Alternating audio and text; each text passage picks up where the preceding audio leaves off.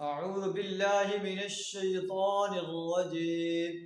بسم الله الرحمن الرحيم.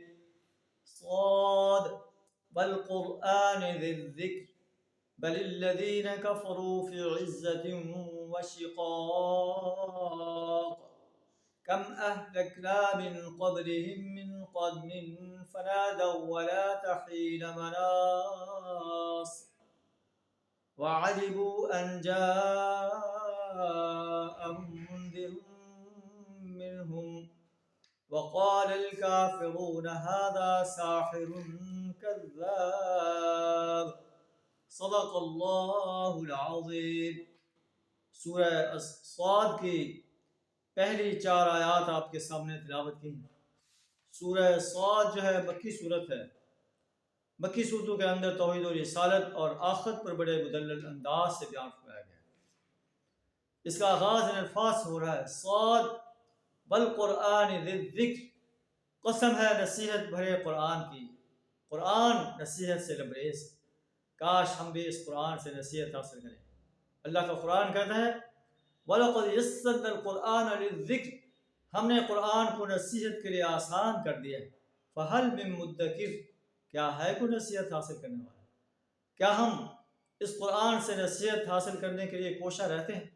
اس قرآن کو صحیح تلفظ، صحیح ترتیل، صحیح تجوید کے ساتھ سمجھ کر پڑھتے ہیں، اس پر عمل کرتے ہیں، اس کی انسانیت کے سامنے دعوت پیش کرتے ہیں، اور قرآن جو نظام دیتا ہے اس نظام کو اس سرزمین پر غالب کرنے کے لیے کوشاں رہتے ہیں یا نہیں رہتے. ہمیں اپنا محاسبہ کرنا چاہیے.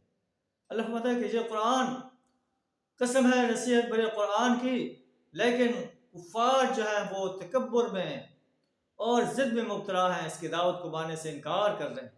ان سے پہلے ہم کتنی ایسے سرکش اور متکبر قوموں کو ہلاک کر چکے ہیں. جب ان کی ہلاکت کا وقت آیا تو وہ چیخ اٹھے، لیکن اس وقت جو ہے ان کا چیخنا بیکار ہوتا ہے. یہ تعجب کر رہے ہیں کہ ان کے پاس قریش مکہ کی طرف اشارہ ہے کہ انہی میں سے ایک خبردار کرنے والا ہے کہ اے دنیا کے انسانوں، اے قریش مکہ کے لوگوں، ایک اللہ کی بندگی کرو، ایک اللہ کی پرستش کرو، ایک اللہ کی غلامی اختیار کرو. کافروں نے کہا ھذا ساحر کذاب، یہ تو سخت جھوٹا جادوگر ہے.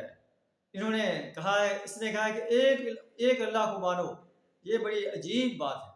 اور سرداران قریش لگتا ہے کہ آپ کے مجلس میں آ کر آپ سے گفتگو کر رہے تھے، یہ بات کہتے ہوئے کہ یہ تو ایک اللہ کی بندگی کی دعوت دیتا ہے. انمشوا واصبروا علی آلہتکم، چلو اور اپنے معبودوں پر جو ہے ڈٹ جاؤ، ان کی پرستش کرتے رہو. ان ھذا لشیء یراد، یہ بات تو کسی اور مقصد کے لیے کہی گئی ہے.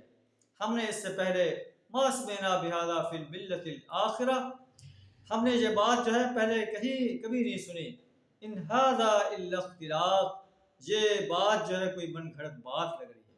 کیا ہم میں سے اسی ایک انسان پر ذکر نازل کیا گیا، بلکہ بل ہم فی شک من ذکری، یہ میرے ذکر پر شک کر رہے ہیں. اے نبی صلی اللہ علیہ وسلم، آپ پر شک نہیں کر رہے، میرے ذکر پر شک کر رہے ہیں. بل لما یذوقوا عذاب، انہوں نے یہ ساری باتیں اس لیے کر رہے ہیں کہ انہوں نے میرے عذاب کا مزہ نہیں چکھا.